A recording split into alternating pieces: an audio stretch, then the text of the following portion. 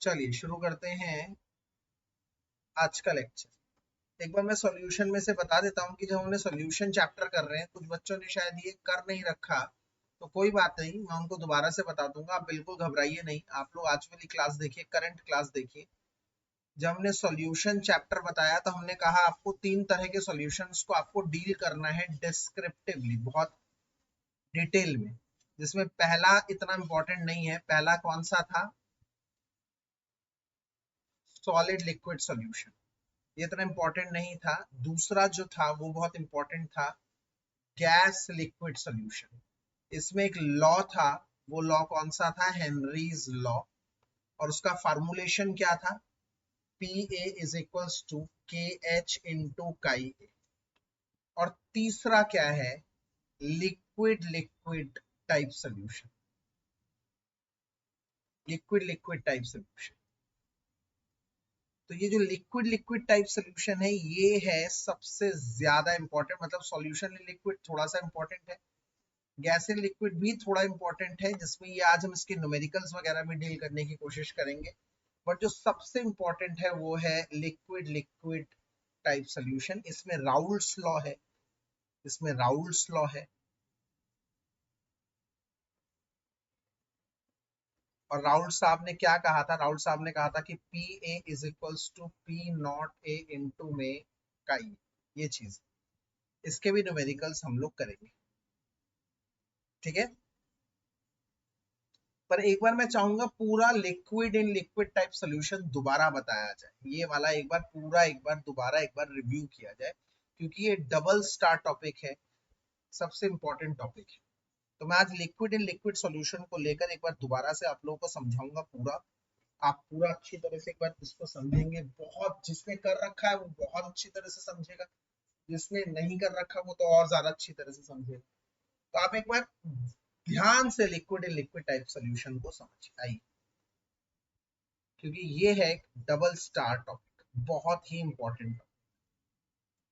इसमें हम लोग क्या अज्यूम करते हैं कि एक लिक्विड है, मान लिया ये एक लिक्विड है जिसको मैंने कवर कर दिया ऊपर से। ये एक दूसरा कंटेनर है, मान लिया इसमें एक दूसरा लिक्विड है बी, जिसको मैंने ऊपर से कवर कर दिया। और जब इसको इसमें डाल दिया तो सॉल्यूशन तैयार हो गया। जब इसको इसमें डाल दिया तो ये सॉल्यूशन तैयार, एक लिक्विड को दूसरे लिक्विड में। सपोज करो पहला लिक्विड जो था, इसमें मॉलिक्यूल्स को मैं येलो से दिखाता हूँ। इसमें हर एक मॉलिक्यूल येलो का एक दूसरे येलो के मॉलिक्यूल से जुड़ा हुआ है। अगर मैं कहता हूं इसका नाम है ए, तो इसमें हर एक ए का मॉलिक्यूल एक दूसरे ए के मॉलिक्यूल से एक फोर्स से जुड़ा है। उस फोर्स को कहूंगा एफ ए, मतलब फोर्स ए। ठीक है। इसमें ये लिक्विड के पार्टिकल्स ऊपर एस्केप करेंगे गैस बनने के लिए। तो जब ये लिक्विड के पार्टिकल्स ऊपर एस्केप करेंगे गैस बनने के लिए, कुछ वेपर्स बनेंगे और उन वेपर्स का एक प्रेशर होगा, और उन वेपर्स का प्रेशर इक्विलिब्रियम के समय जितना भी होगा उसे उस लिक्विड का वेपर प्रेशर कहेंगे। मैं दोबारा बता दूं, एक बार ध्यान रखना, इसको दोबारा से समझा देता हूं। होता क्या है, ये लिक्विड है, ये लिक्विड ऊपर एस्केप करता है, ऊपर एस्केप मतलब वेपर बनता है, तो उसके नीचे वाला ऊपर आ जाता है, उसके नीचे एक और ये होता है, ये तो चेन बनती रहती है। अब ये एक वेपर बन गया, दो वेपर बने। अब ये वेपर्स इधर उधर रैंडमली प्रेशर एक्सर्ट करते हैं, इधर कोई इधर, हर जगह रैंडमली प्रेशर एक्सर्ट करते हैं ये लिक्विड के मॉलिक्यूल्स, वेपर्स। ये वेपर्स रैंडमली इधर उधर एक फोर्स, एक प्रेशर एक्सर्ट करते हैं। इसी प्रेशर को इसका वेपर प्रेशर कहा जाता है। बट शुरू शुरू में ये वेपर्स कम होते हैं तो वेपर प्रेशर भी कम होते हैं। सून, एक समय आने पर बहुत सारे वेपर्स हो जाते हैं, इतने वेपर्स हो जाते हैं कि ये वेपर्स हर जगह फोर्स लगाते हैं, और ये वेपर्स नीचे भी एक फोर्स लगाते हैं, नीचे की तरफ।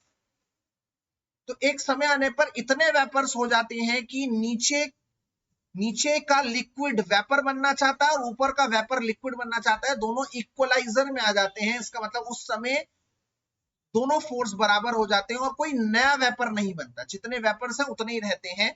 उस समय उस वेपर का जो प्रेशर होता है, हम लोग कहते हैं उस लिक्विड का वेपर प्रेशर वो होता है।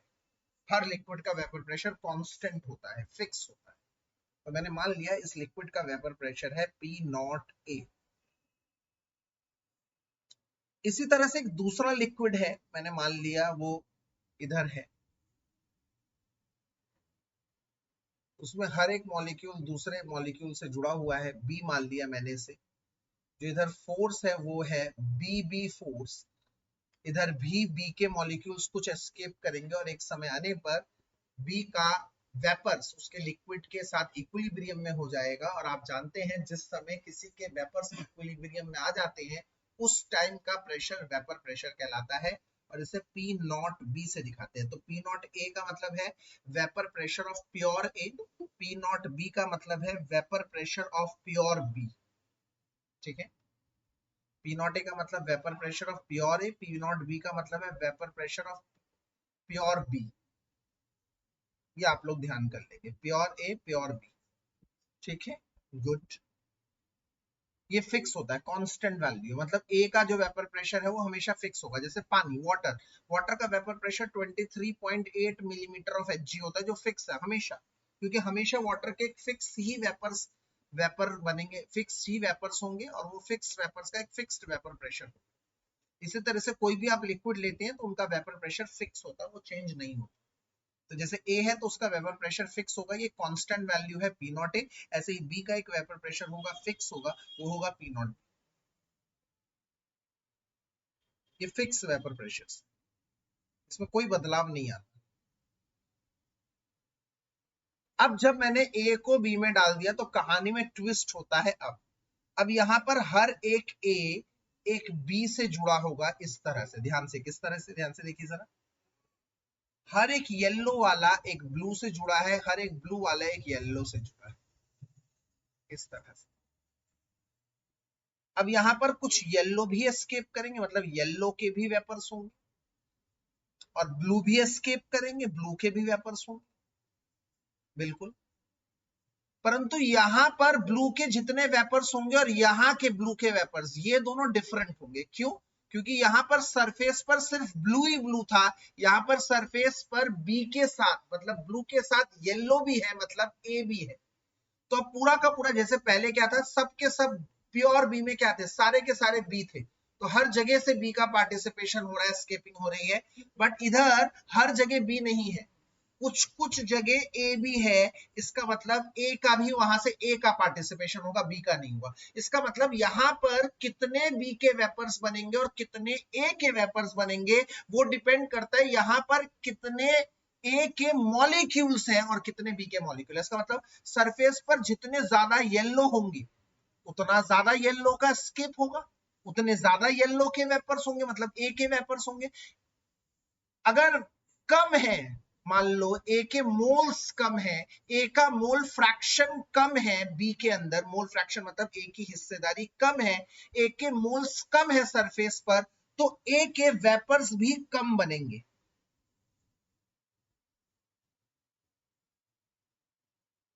ए के वेपर्स भी कम बनेंगे। इसका मतलब वेपर्स बनना डायरेक्टली प्रोपोर्शनल है उसके मोल फ्रैक्शन। जितना ज्यादा मोल फ्रैक्शन, जितना कम कर दोगे वेपर्स उतने कम, जितने बढ़ा दोगे उतना ज्यादा वेपर प्रेशर। इसका मतलब यहां पर मैं एक बात तो है, फोर्स को मैं दिखाऊंगा एफ ए बी से, नया फोर्स ए बी है, ए के फोर्स टूट गए, बी के फोर्स टूट गए, जो नया फोर्स बना हुआ ए और बी का फोर्स, और यहां पर ए का प्रेशर पी ए है, बी का प्रेशर पी बी है, और दोनों को ऐड कर कर आएगा टोटल वेपर प्रेशर। और ये वाला पी ए आप लोगों को बोल दूं, इस वाले पी नॉट ए से अलग है भाई साहब। ये पी नॉट ए का मतलब है जब ए का वेपर प्रेशर जब वो प्योर स्टेट में था, जो फिक्स था, जो कांस्टेंट था, और यहां पर जब मैं पी ए की बात करता हूं, ये है वो प्रेशर जो सॉल्यूशन के अंदर है, और ये फिक्स नहीं है क्योंकि ये डायरेक्टली प्रोपोर्शनल है किसके, इसके मोल फ्रैक्शन के, ए के जितने मोल फ्रैक्शन होंगे उतना ज्यादा ये प्रेशर की वैल्यू होगी। ये चेंज हो रहा है, ये ध्यान करिए। इसका मतलब पी ए है क्या, पी ए, पी ए डायरेक्टली प्रोपोर्शनल है काई ए के, जितने ज्यादा ए के मोल फ्रैक्शंस उतने ज्यादा पार्शियल प्रेशर ए के। P A is directly proportional to chi A. इसी तरह से पी बी भी डायरेक्टली प्रोपोर्शनल है काई बी के। तो पी ए प्रोपोर्शनैलिटी का साइन हटाकर यहाँ कांस्टेंट लगाएंगे। कांस्टेंट क्या लगाएंगे, पी नॉट ए, ये कांस्टेंट वैल्यू है, ये वही कांस्टेंट वैल्यू है प्योर वाले की। प्रोपोर्शनैलिटी के साइन को हटाकर एक कांस्टेंट लगाया जाता है, ये वही कांस्टेंट है पी नॉट ए। यहां पर भी P B is equals to P not B chi B, ध्यान से। और यही बच्चों कहलाता है राउल्स लॉ। अरीबा ध्यान से देखना, आप क्लास में आए नहीं थे, ध्यान से देखिएगा, यही है राउल्स लॉ। राउल्ट साहब ने यही कहा था कि उसका प्रेशर, जैसे येलो है तो येलो का प्रेशर डिपेंड करता है येलो के कितने मोल्स हैं, मतलब येलो का कितना मोल फ्रैक्शन है। जितने ज्यादा येलो के मोल्स होंगे, मतलब ए के जितने ज्यादा मोल फ्रैक्शन होंगे, उतना ज्यादा ए के द्वारा प्रेशर एक्सर्ट किया जाएगा, यही कहता है राउल्ट। ये तो रही मेरी आज की पहली बात। मतलब इसी फार्मूले में अगर मैं पीए और पीबी की वैल्यू डाल दूं बच्चों, तो फार्मूला क्या आ जाएगा, formulation PT is equals to P A plus PB. PT is equals to P A की जगह क्या लिख सकता हूं, P not A chi A, और पीबी की जगह क्या लिख सकता हूं, P not B chi B लिख सकता हूं। P not A chi A plus P not B chi B की जगह क्या लिख सकता हूं, 1 माइनस काई। आप सब जानते हैं काई ए प्लस काई बी क्या होता है, 1 होता है। तो काई बी की जगह मैं क्या लिख सकता हूं, 1 माइनस काई। तो यहां से एक छोटा सा फार्मूला बन चुका है बेटा, क्या, P A chi A plus P not B minus P not B chi A. अगर मैं इन दोनों में से काई ए कॉमन निकाल देता हूं,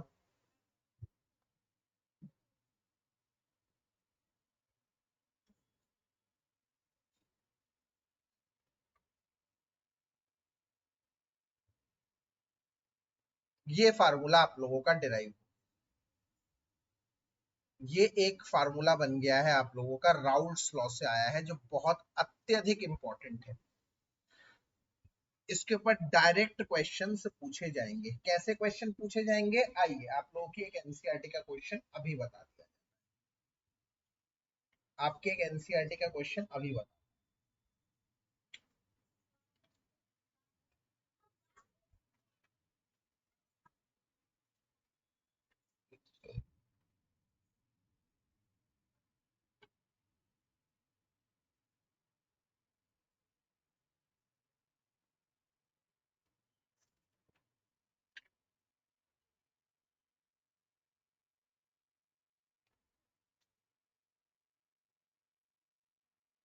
कह रहा है क्वेश्चन में, न्यूमेरिकल देखिएगा, कह रहा है vapour pressure of pure liquid A and B are 450 and 700।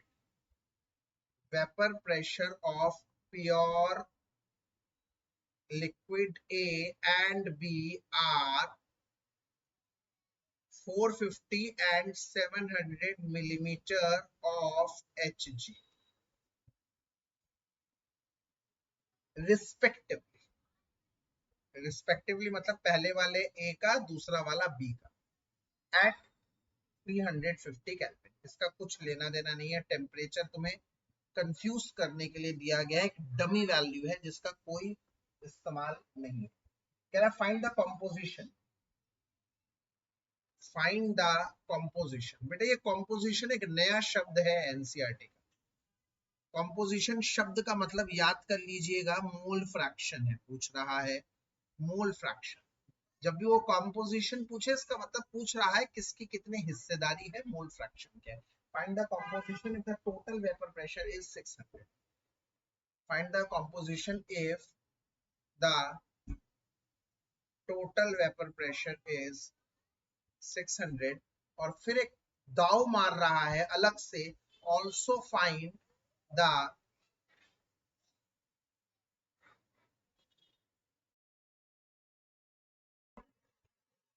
also find the composition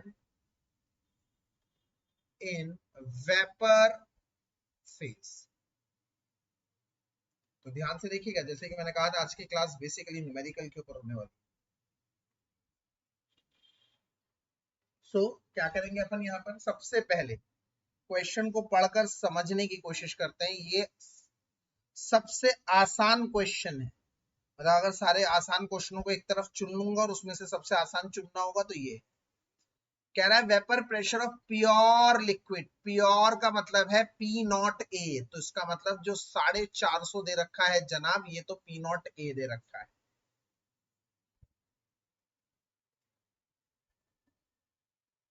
और पी नॉट बी दे रखा है 700।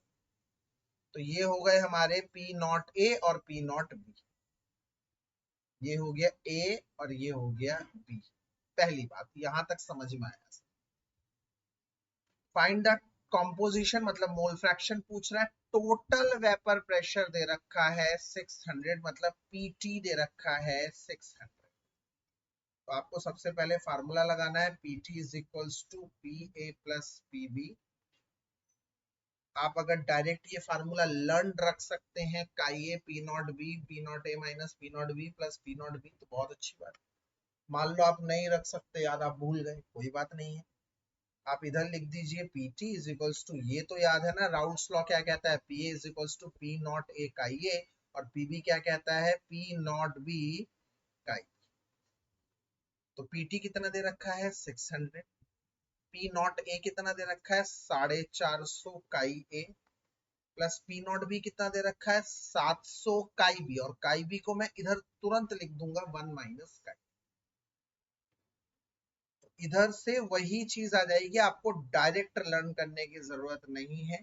ये आ जाएगा 700 एकम 700 और माइनस 700 काई ए, तो ये 600 आ गया, और ये वहां से 700 वाला इधर आकर माइनस हो गया। यहाँ बचा 450 काई ए माइनस 700 काई, प्लस माइनस माइनस 450 माइनस 700 क्या आएगा बेटा, माइनस 250।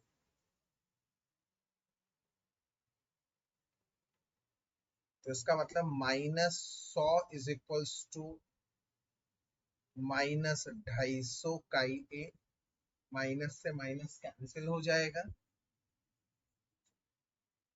आ जाएगा 100/250। 0 से 0 कट गया, 5 2 जा 10, 5 5 जा 25, ये आ गया काई। तो काई भी क्या होगा, काई भी होगा 1 माइनस काई ए, मतलब 1 माइनस 2/5, मतलब 3/5। पहले बताइए ये बात आपको समझ में आ गई, इसका पहला पार्ट न्यूमेरिकल का क्या आप लोगों को समझ में आ गया, पहला फेज न्यूमेरिकल का। इसमें कोई भी डाउट है, कुछ भी पूछना चाहता है कोई, तो प्लीज पूछिए। अच्छी तरह से देख लीजिए, एक बार क्वेश्चन पढ़ने के बाद एक बार अच्छी तरह से देख लीजिए, ठंडे दिमाग से, कोई जल्दबाजी नहीं है।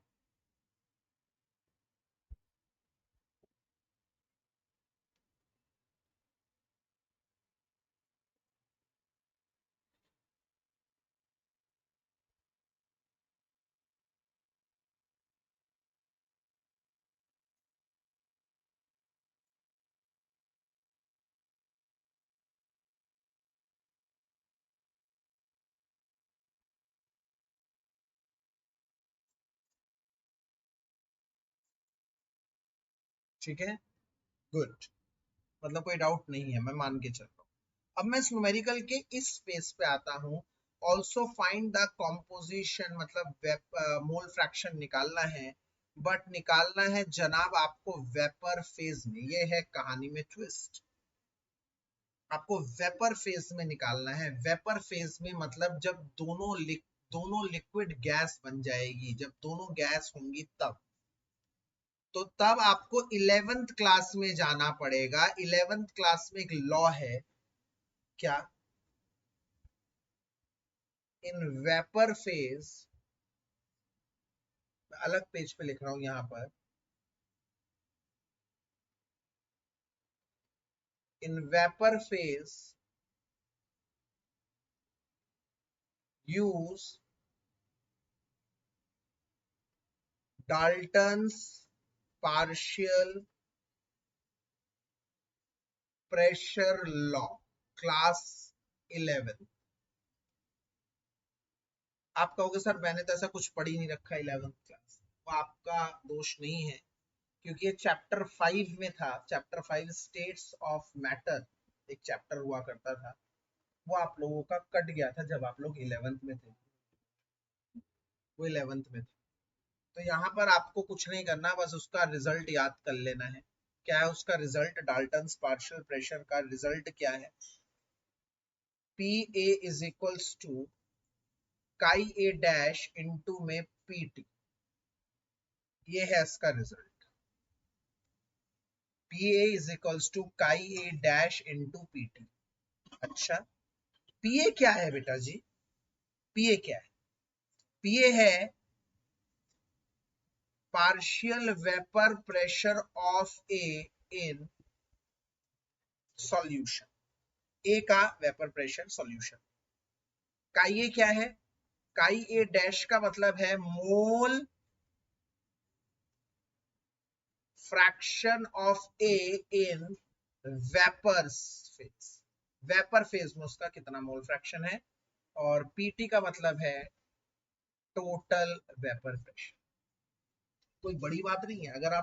अगर आप एक छोटी सी बात ध्यान रख पा रहे हैं ना, कौन सी मैं बता रहा हूँ, रेड कलर से लिख रहा हूँ, रेड कलर से। हेनरीज लॉ किसके लिए एप्लीकेबल था?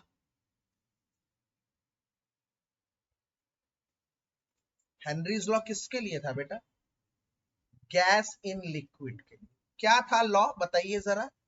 P A is equals to K H into chi. बहुत बढ़िया। दूसरा बताया मैंने अभी अभी, राउल्स लॉ किसके लिए एप्लीकेबल है ये? Liquid liquid. क्या फार्मूला है? P A is equals to P not A chi A. ये है। तीसरा भी मैंने अभी बताया, डाल्टन्स लॉ।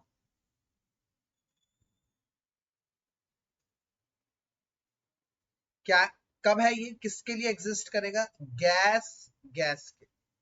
क्या है ये? PT is P A is equals to PT into chi A. देखो यही फार्मूला है, मैंने ऊपर भी यही लिखा है, P A is equals to chi A dash into PT. अब मैंने काई ए डैश क्यों लिख दिया?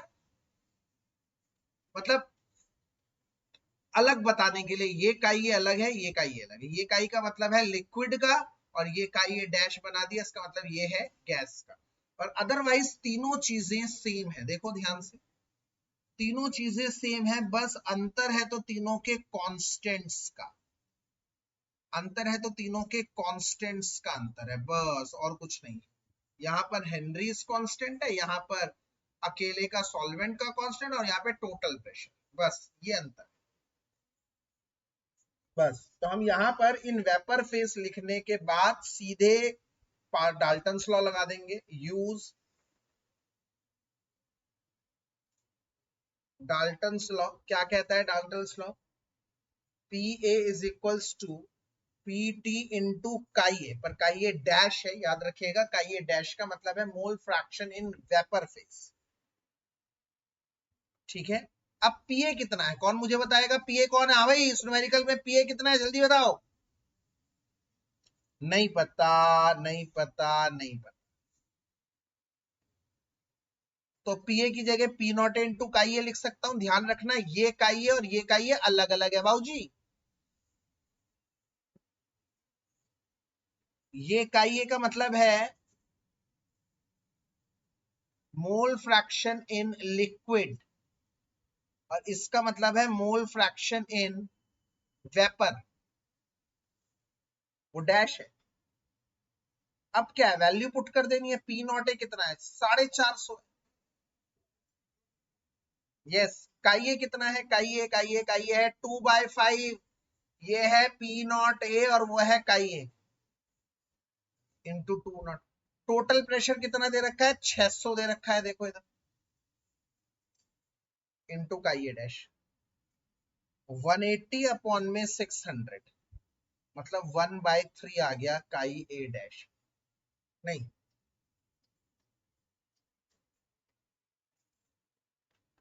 0.3 आ गया।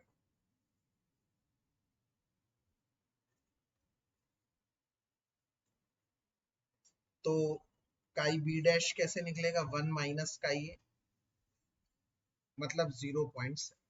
भाई साहब इस सवाल को आप लोग एक बार अच्छी तरह से देख लीजिए, ये सबसे आसान सवाल है दुनिया का। ऐसा ही एक और न्यूमेरिकल कराऊंगा इसके बाद में, आप लोगों से भी पूछूंगा, एक बार अच्छी तरह से देख लीजिए। मैं शुरू से बता रहा हूँ क्या इसने कर रखा था, इसने शुरू से बता रहा हूँ, ध्यान रहे। इसने कहा है ए का और बी का वेपर प्रेशर प्योर, जैसी प्योर की बात आ गई ना, मैं समझ गया भैया, हटाओ मौके पे मारो चौका। प्योर का मतलब ही है पी नॉट ए और पी नॉट बी, तो मैंने P not A P not be उस हिसाब से डाला। ये आ गया पी नॉट ए, ये आ गया पी नॉट बी, और ये आ गया टोटल वेपर प्रेशर। तीन चीजें इन्होंने दे रखी, तीन चीजें दे रखी। अब मैंने टोटल प्रेशर का फार्मूला लगा दिया, P A plus P B है टोटल प्रेशर। पी ए की जगह आ गया P not A chi A, और पी नॉट बी की जगह आ गया P not B chi B. सारी वैल्यू पता थी, काई बी की जगह 1 माइनस काई ए डाल दिया, सारी वैल्यू डाल के काई ए आ गया। फिर काई ए के बाद काई बी कैसे निकलेगा, 1 माइनस काई ए करेंगे। फिर वेपर फेज में हम क्या लगा देंगे, डाल्टन्स लॉ लगा देंगे। डाल्टन्स लॉ क्या कह रहा है, P A is equals to P not A chi A, P A is equals to P T into chi A. यहाँ पे काई ए को डैश बना दिया, जिससे वो दिखाया जा रहा है कि वो मोल फ्रैक्शन गैसियस स्टेट में। बस काई ए डैश निकाल लिया, फिर 1 माइनस काई ए डैश करके काई बी डैश भी निकाल दिया। देख लीजिए अच्छी तरह से सवाल को, दूसरा सवाल इसके बाद मैं कराने जा रहा हूँ।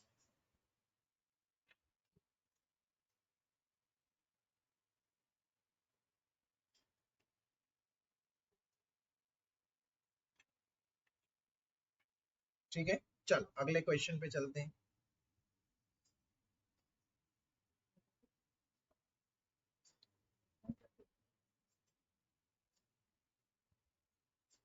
अगले क्वेश्चन पे चलते हैं। अगला क्वेश्चन क्या है, कह रहा है vapour pressure of chloroform, vapour pressure of chloroform CHCl3 chloroform होता है, and dichloromethane and CH2Cl2 dichloromethane are pure, pure के हैं ये, आर 200 and 450 mmHg रिस्पेक्टिवली। भाई इसको मान लो ए और इसको मान लो बी, तो ये आ जाएगा पी नॉट ए और ये आ जाएगा पी नॉट बी। बताओ अब तक क्वेश्चन पढ़कर ये क्लियर हो गया क्या, ये तो क्लियर हो चुका होगा अब तक क्वेश्चन पढ़। ठीक है, कह रहा है vapour pressure of pure CHCl3 chloroform and CH2Cl2 dichloromethane are 200 and 415 millimetre Hg respectively. मतलब एक जना हो गया पी नॉट ए और दूसरा जना हो गया P not be.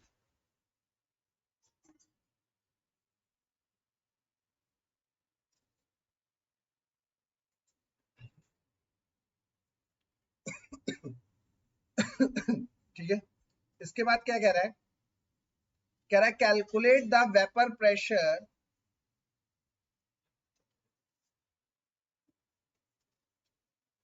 Calculate the vapour pressure कह रहा हूं, हाँ vapour pressure of the solution, मतलब they are asking for total pressure, vapour pressure of the solution PT पूछ रहा है। Calculate the vapour pressure of the solution by mixing 25.5 gram chloroform and 40 gram CH2Cl2।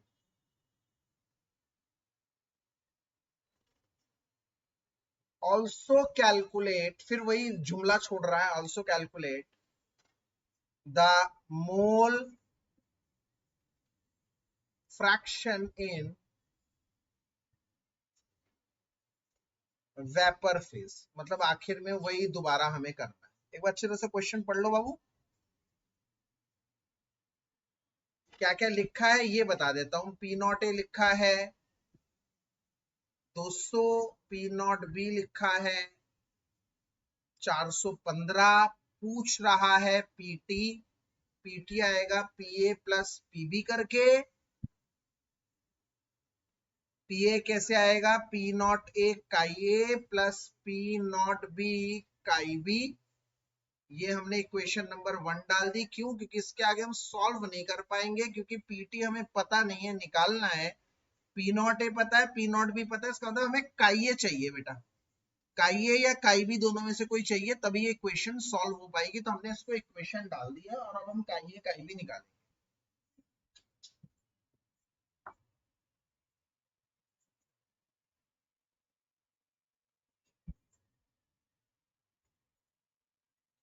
तो अभी अपन क्या करने वाले हैं ना,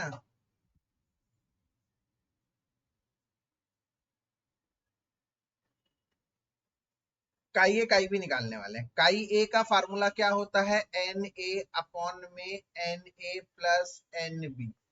मैंने इसको मान लिया है ए, इसको मान लिया है बी, ये ए मान लिया है मैंने, और इसको मान लिया है मैंने बी। तो काई ए का फार्मूला है एन ए अपॉन में N A plus N B. ये आपको पता है ना, मोल फ्रैक्शन का फार्मूला भाई, बचपन में किया है, कोई नई बात नहीं है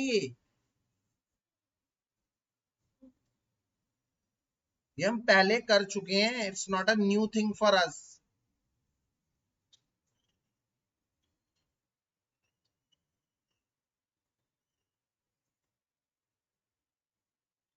काई ए का formula mole fraction is equals to number of moles of A upon में टोटल नंबर ऑफ मोल्स, मतलब N A plus N B. तो अब बच्चों, इस Na का फार्मूला क्या होता है, नंबर ऑफ मोल्स ऑफ ए का फार्मूला क्या होता है, given mass of A upon में मोलर मास ऑफ ए। तो ए का गिवन मास कितना है, कौन मुझे बताएगा क्वेश्चन पढ़कर, ए का गिवन मास कितना है। CHCl3 का गिवन मास कितना है,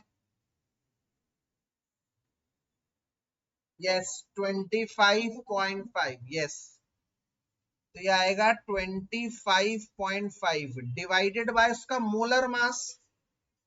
CHCl3 का मोलर मास कैसे निकलेगा, 12 है कार्बन का, एक हाइड्रोजन का, और क्लोरीन का 35.5 इंटू 3, क्योंकि 3 क्लोरीन है भाई साहब। तो भाई साहब इस तरह से क्या निकल रहा है, जरा बताइए मुझे सॉल्व कर कर इसका। 119.5।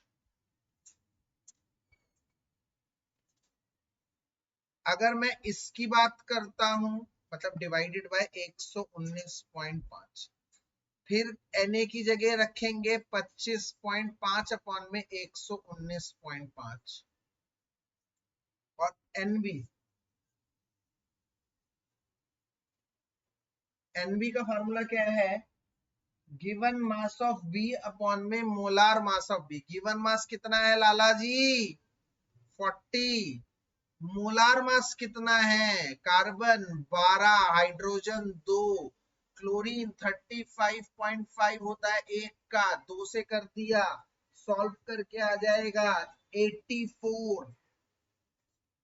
तो डिवाइडेड आ गया 84। तो यहां से सॉल्व कर कर काई ए आ जाएगा, आप लोग कर लीजिएगा, मुझे तो याद है 0.31 है। और काई बी क्या होगा, 1 माइनस काई ए, मतलब 1 माइनस 0.31 मतलब 0.69 होगा। अब मुझे क्या करना है, मुझे इस फार्मूले में पुट करना है Pt is equals to P naught A chi A plus P naught B chi B. तो put the values in equation 1, equation 1 में डाल दीजिए। Pt is equals to P naught A chi A plus P naught B chi B। P naught A कितना है बच्चों, P naught A है 200, chi A कितना आया 0.31, पी नॉट बी कितना है 415। क्वेश्चन देख लीजिए भाई, पी नॉट ए 200 है, पी नॉट बी 415 है, इसको अच्छी तरह से देख लीजिए।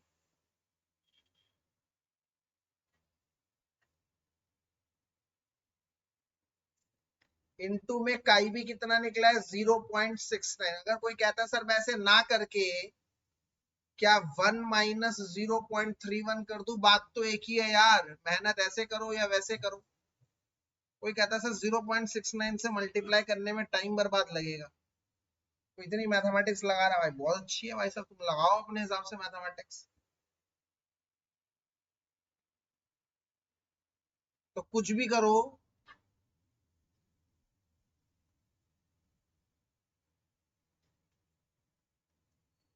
टोटल वेपर प्रेशर इसको सॉल्व कर कर पीटी आप लोगों का 348.35 आ जाएगा।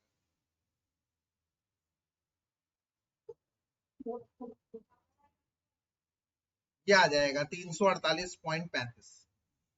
याद रखना यूनिट्स वही लिखनी है जो क्वेश्चन में गिवन है।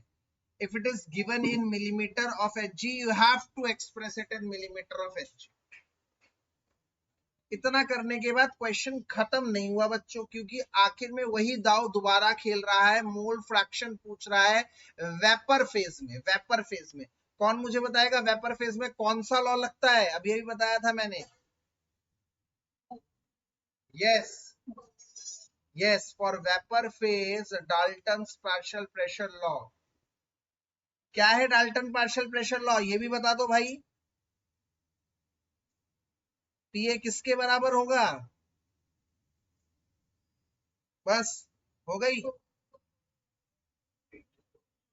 यस, पीटी डॉट काई ए डैश लिखता हूं मैं, याद है ना, जहां पर यस फ्रॉम डाल्टन्स लॉ, और chi A dash is what, mole fraction. ऊपर भी काई ए है, कंफ्यूज मत होइए, काई मोल फ्रैक्शन ऑफ ए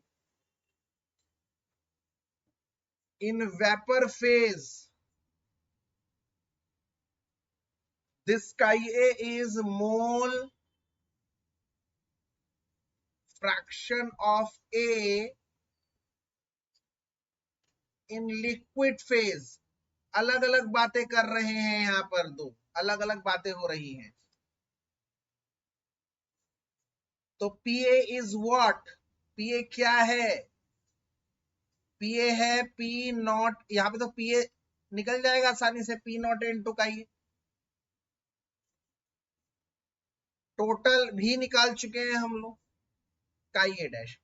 तो पी नॉट ए कितना दे रखा है क्वेश्चन में 200, ये रहा पी नॉट ए, देखो ये देखो पी नॉट ए इंटू का ये यहीं से आ जाएगा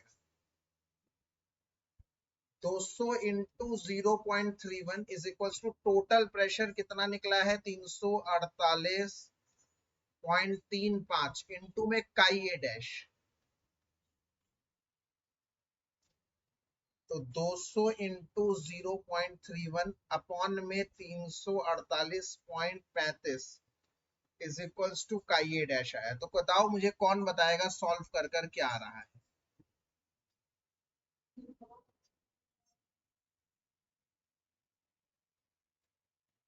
0.17 आ रहा है, वेरी गुड।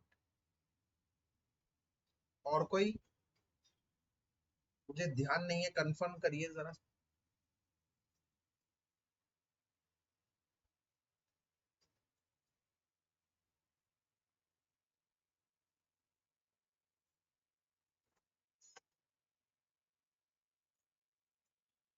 अरे बोलो भाई, सो गए क्या। 0.17, good. And what about chi b dash? It will be 1 minus chi a dash. 1 minus 0.17. It will be chi b dash will be 0.83. ये रहा आपका बहुत अच्छे दो सवाल, दो न्यूमेरिकल आपके एनसीईआरटी। बाहर के नहीं है। 1 मिनट दोबारा से इसके ऊपर एक बार दोबारा से क्वेश्चन को ध्यान से दोबारा देखिए, क्या कह रहा है इस क्वेश्चन को दोबारा से समझिए। वेपर प्रेशर क्लोरोफॉर्म का, डाइक्लोरोमीथेन का इतना इतना दे रहा है, टोटल वेपर प्रेशर पूछ रहा है इतना, मोल फ्रैक्शन इसका दे दिया, इतना उसका दे दिया। किस तरह से किया है जरा ध्यान से देखिए, जरा ध्यान से देखिए।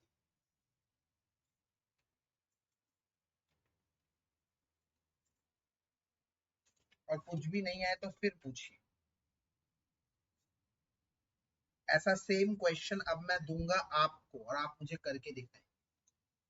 ठीक है, डन है। चलिए, एक ऐसा क्वेश्चन मैं आपको देता हूं और आप लोग मुझे करेंगे। कह रहा है vapour pressure of pure ethanol and methanol.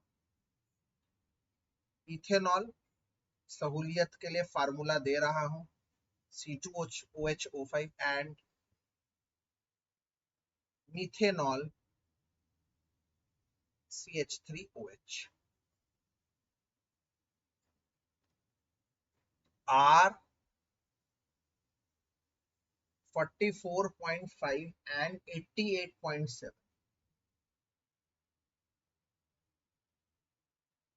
44.5 and 88.7 Hg respective। कह रहा है calculate total vapour pressure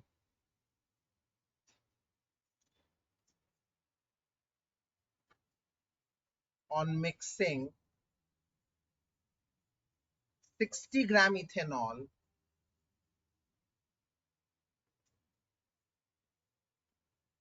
with 40 gram methanol।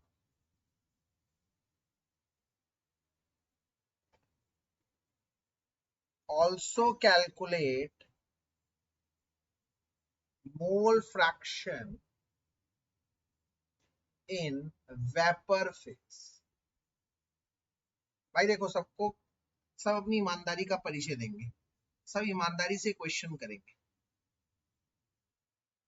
आप ईमानदारी से क्वेश्चन को गलत कर देना, वो ज्यादा बेहतर होगा अगर आप कहीं से इस क्वेश्चन को देख कर करने की कोशिश करेंगे। अगर आप इंटरनेट पे इजीली अवेलेबल होगा, आप टाइप करेंगे vapour pressure of pure ethanol, पूरा क्वेश्चन आ जाएगा।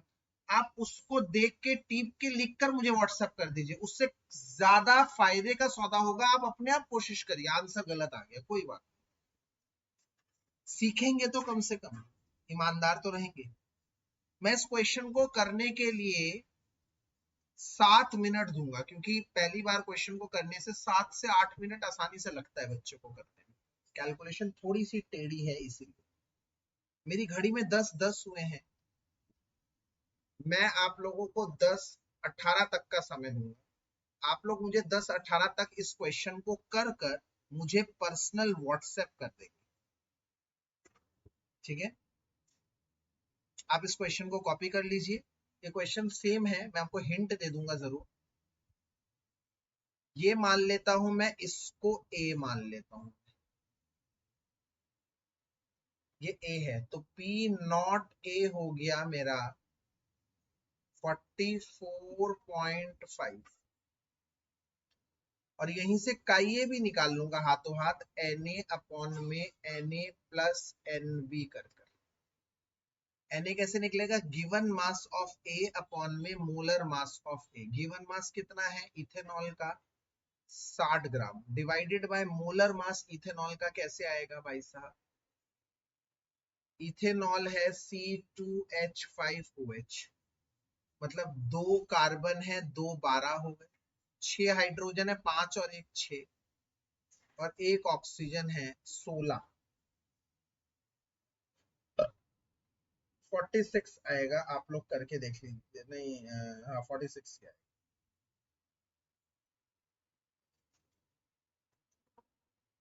तो ये भी इधर आ जाएगा 60 डिवाइडेड बाय 46। एनबी का मतलब है given mass of B, B का गिवन मास कितना है 40 ग्राम, चेक करिए, divided by molar mass methanol का, कार्बन कितना है 12, हाइड्रोजन 4 और ऑक्सीजन 16, सॉल्व कर कर मिथेनॉल का मास आ जाएगा 32 डिवाइडेड बाय 32, यहां से काइए आ जाएगा। पी नॉट ए दे रखा है, काइए यहां से सॉल्व कर कर आ जाएगा। काइए सॉल्व कर कर 0.51 आ जाएगा। तो यहां से आप काई भी निकाल लोगे 1 माइनस 0.51, मतलब काई भी आ जाएगा 0.49। ये आ गया काई ए, ये आ गया काई बी, ये आ गया पी नॉट ए, और इसे मान लिया मैंने बी, तो पी नॉट बी भी दे रखा है 88.7।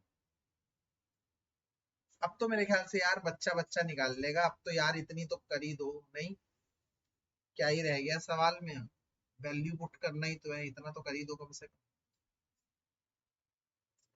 ठंडे दिमाग से देखते हैं।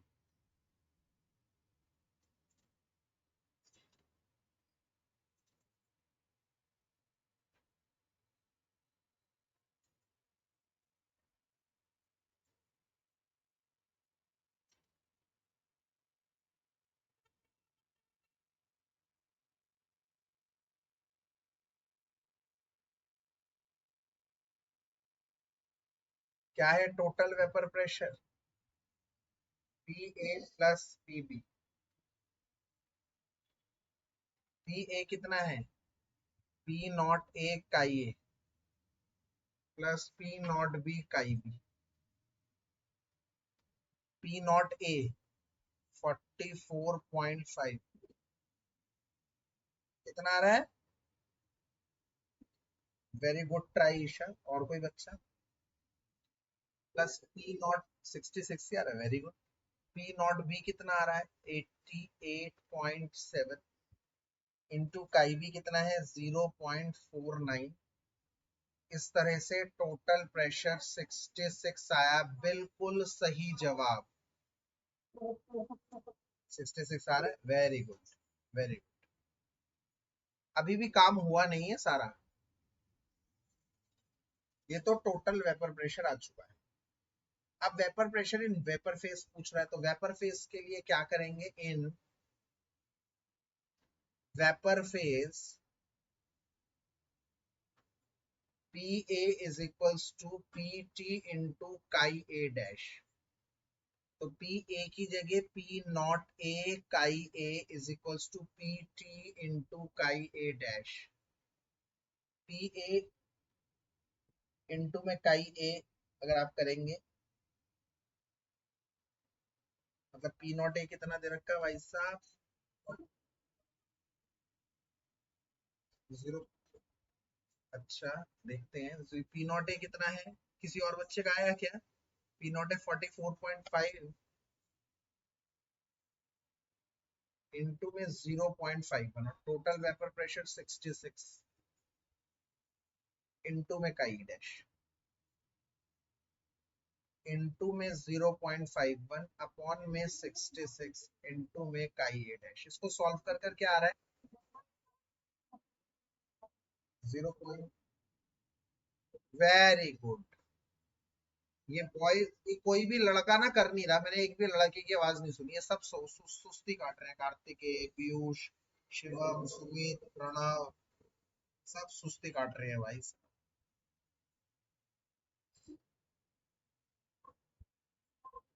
यस। 1 माइनस 0.34, 0.66।